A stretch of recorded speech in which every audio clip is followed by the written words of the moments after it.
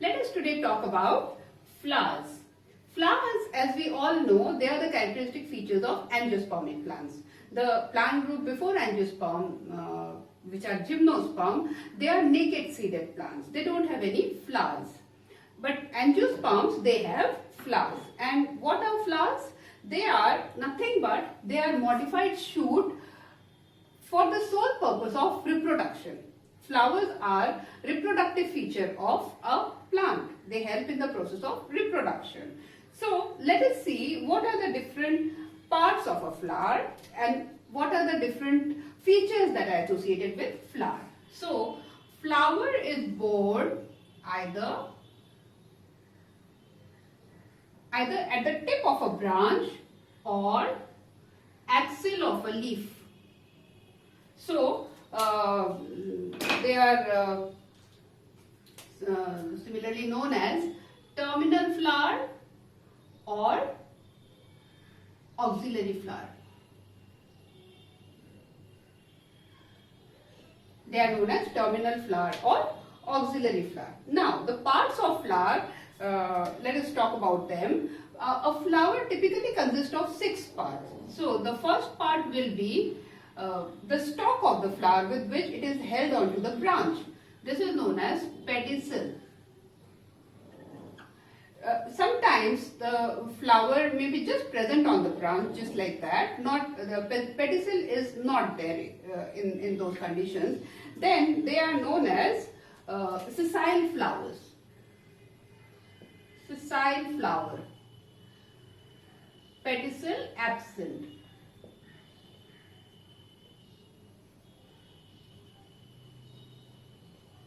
Absent. Example is Rajnigandha.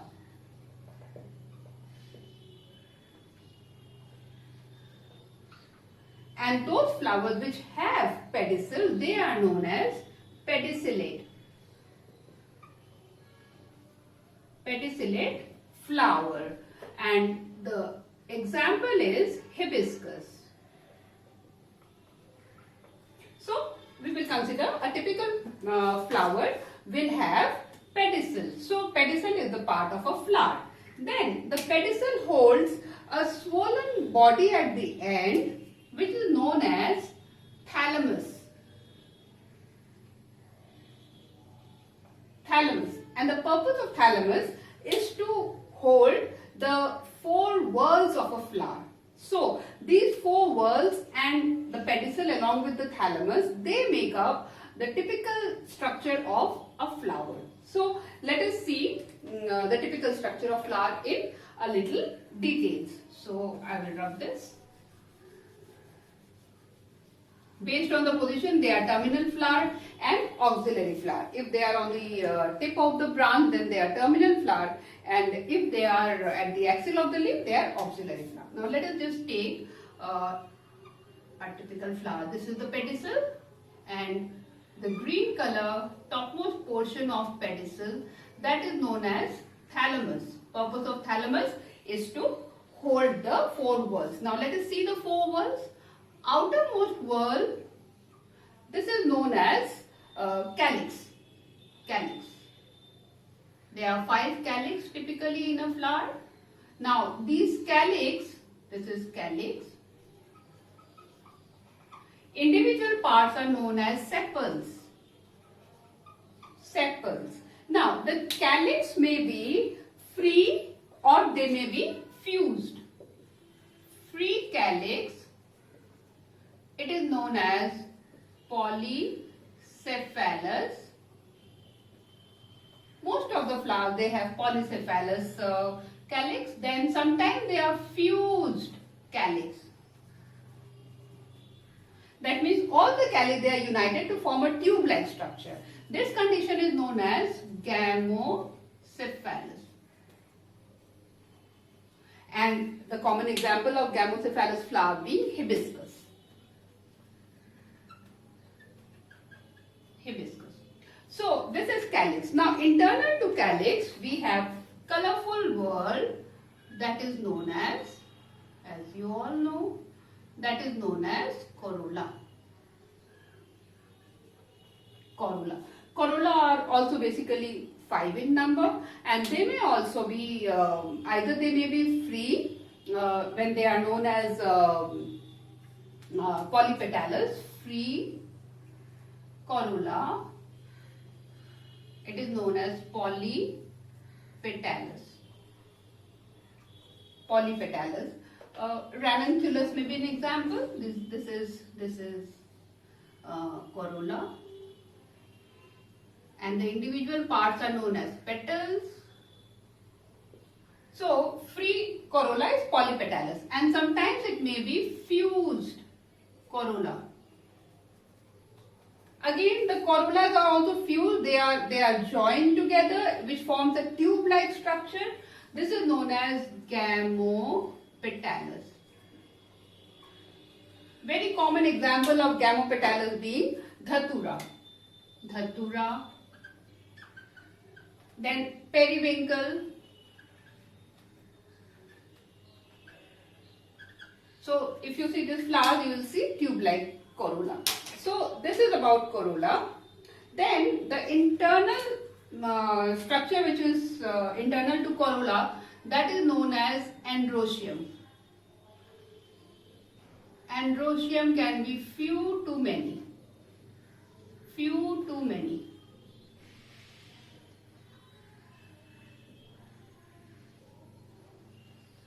This is androshim. Androshim. And the individual part of androshim is known as stamen. Now, stamen consists of 3 parts. The portion which is attached on the thalamus, that is known as filament. Then top portion of filament which has the pollen grain, that is known as anther. And finally, anther will have pollens. So these are the 3 parts of a stamen. Now, the filament is something we need to talk about. Filament may be, they may be either free filament.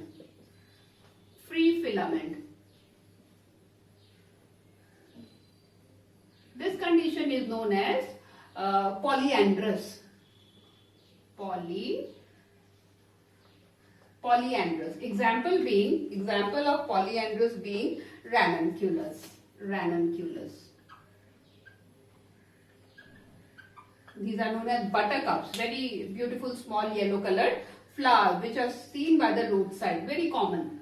Then this is free filament. Then the next feature is fused filament. Now, the filaments, they may be fused together, and this fusion, it can be in one bundle when it is known as monadelphous. Monadelphous means all the filament are fused in one bundle, and it's a very significant characteristics of Malvaceae group. Malvaceae group, which includes cotton, ochra, which is the lady's finger, and of course hibiscus. So hibiscus, if you will see there is all the stamens, they are united to form a staminal tube. So this is an example of monadelphous filament. Then there is two bundle. This is known as diadelphous. When there are 2 groups, the filament are divided, are forming 2 groups, 2 bundles. It is a common characteristics of Fabaceae group, Fabaceae family. And the common example being gram, dolichos, all Fabaceae, leguminous plants. They have diadelphous. Then there may be many bundles. There may be many bundles which are known as polyadelphous.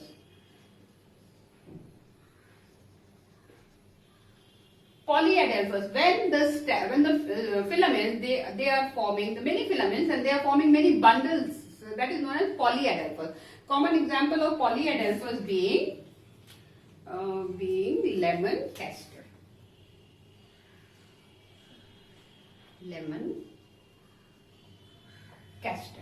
Now we have talked about filaments being joined together. This kind of association is known as cohesion. When the members of one group only they are uniting together. Now, but filaments, they show another type of adhesion also, union also, that is known as adhesion. Adhesion of filament. Now, this may be either the filament may be attached with the petals, then it is known as epipetalous.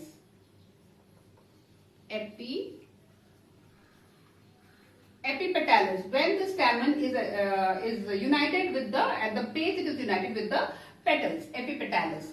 Then it may be that the filament are united with the perianth, then it is known as epiphyllous. Or sometimes the filament may be attached with the carpel, they are known as gynandrous. They are known as gynandrous. Then quickly I will tell you the example of this tree. You might note it down. So, fused with the petals, that means epipetalous example is brinjal. Epipetalous example is brinjal. Epiphyllous example is lily. And gynandrous example is orchid. So, with this we have come to the end of discussion of Androshim. Now we shall see Gynoecium. Before we talk about Gynoecium, some points are left on this. So, let us finish it quickly. Epipetalous, as I was saying, so brinjal is example, and also one important example is hibiscus. So, this is, now here we have spoken about the filament being united. But the anther is free. In all this case, monadelphous, diadelphous, polyadelphous, the filament of the stamen were fused, but the anthers are free. Now there is one type of association in which anthers are united. Like if these are the anthers, these are all united. The anthers are all united, but filaments are free. This kind of development is seen in sunflower, and it is known as Syngenesis. Very important. This kind of development is known as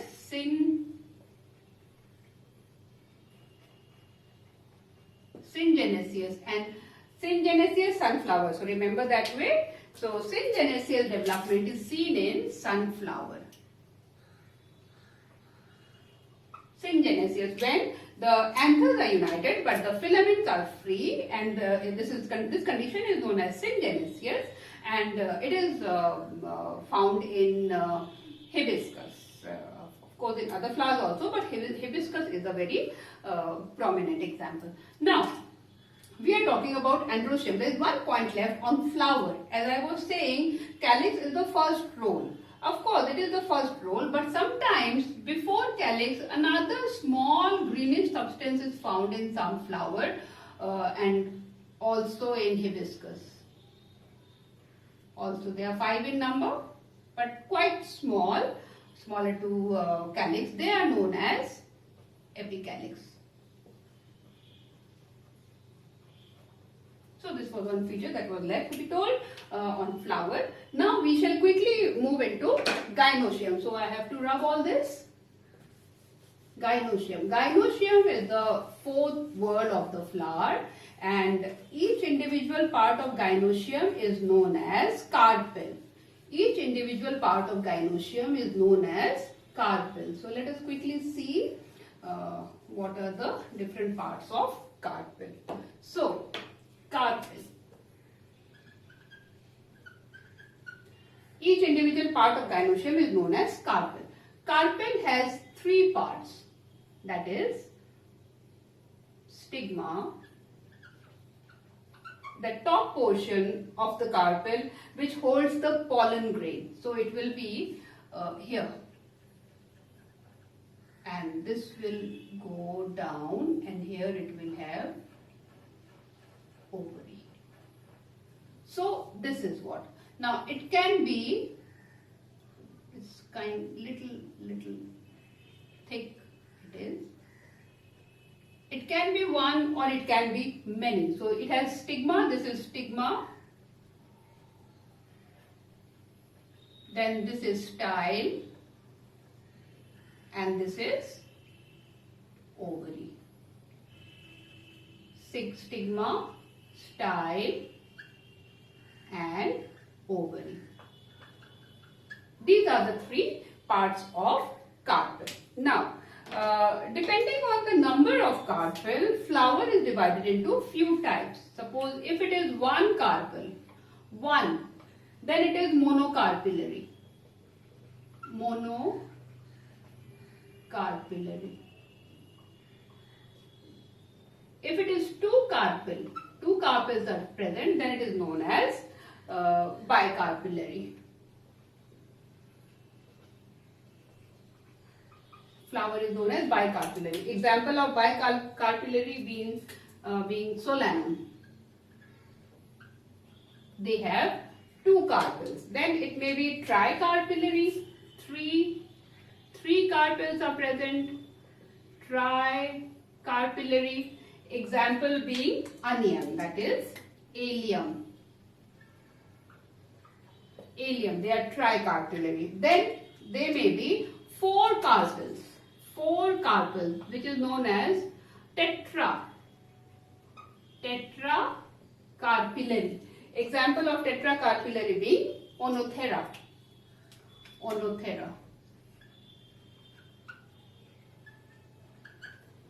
Then there may be five carpellary.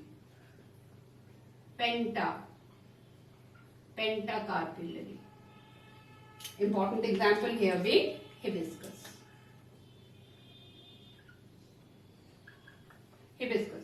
Now here also the carpels, they may be either free.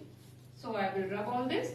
Carpels may be either free when they are known as apocarpus. The flower is known as apocarpus. Or the carpels may be fused when they are known as syncarpus. So based on association of carpel, free carpel, it is known as apocarpus. Example of apocarpus being nilumbo. That is lotus. Or they may be syncarpus, fused carpel, syncarpus. As in case of hibiscus. So if you see hibiscus, there will be inside the staminal tube, the carpel is there, carpel tube is there. This is syncarpus. All the styles are united to form a carpel tube found in hibiscus. So this is apocarpus and syncarpus condition of the flower. Now monocarpellary example I didn't give, that is dolichos. Sometimes examples are asked in exam. Now this is based on the number of carpel. The flower is divided into this. Now based on the carpel and the union of carpel, the ovary that also gets united, fused, and then it becomes, the ovaries are fused, and the fused structure, they give a locule-like structure to the ovary. That means ovary is divided into different compartments, and each compartment is known as locule. So it may be, the ovary may be uni-ovary, may be unilocular. When there is no septa in the ovary, it is all just one. unilocular. Unilocular that is found in unilocular. Okay, I'll let you know. Then there is bilocular. Bilocular, suppose this is the ovary and it is divided into two compartments and the eggs are like this. This is the ovary is having two compartments. So this is bilocular. Example is solanum. Bilocular ovary. Then it can be trilocular. Trilocular ovary. Trilocular is found in ileum. Trilocular is found in ileum. Then it can be quadrilocular.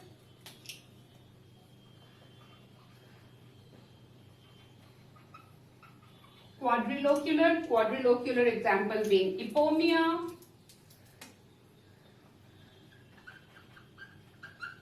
Then it may be pentalocular. Pentalocular. Suppose this is the ovary, so it is divided into 5 chambers and they all have ovules like this. So pentalocular is found in hibiscus. So you can understand this, that the number of locules,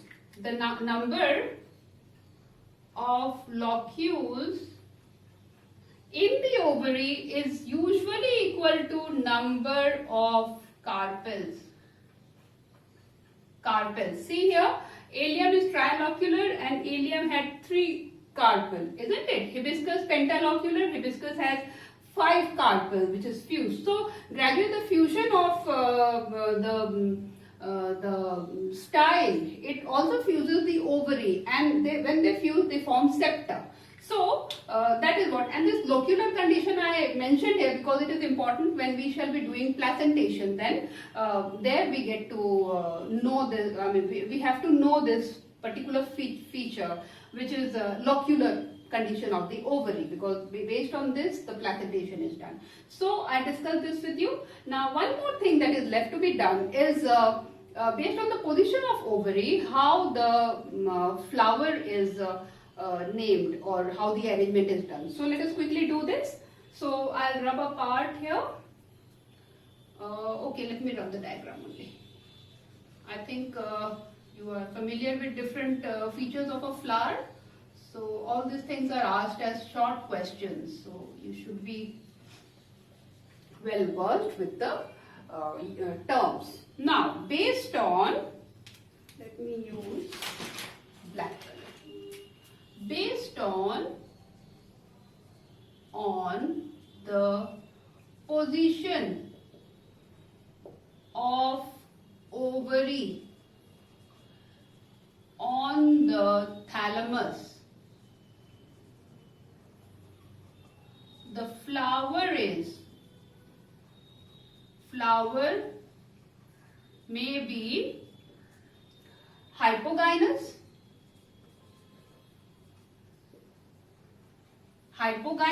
Now, how is hypogynous? Let us quickly see. Hypogynous.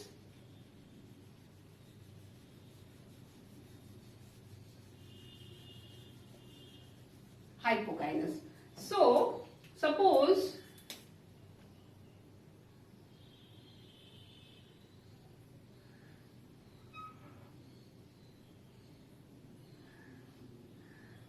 this is the thalamus and hypogynous flower will have ovary on top. So this is style. So ovary is on top. So ovary is known as superior.